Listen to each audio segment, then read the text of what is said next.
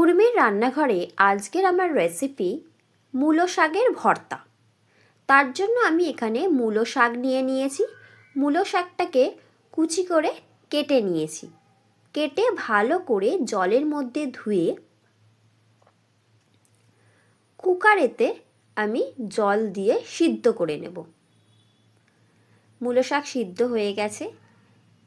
এবারে কড়াইতে সর্ষের তেল, কালো জিরে, শুকনো লঙ্কা ফোড়ন দিয়ে রসুন দিয়ে দিয়েছি আমি 5 কোয়া মতন।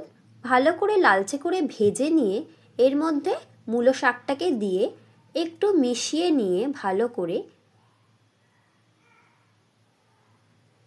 মিক্সির মধ্যে দিয়ে দিয়েছি।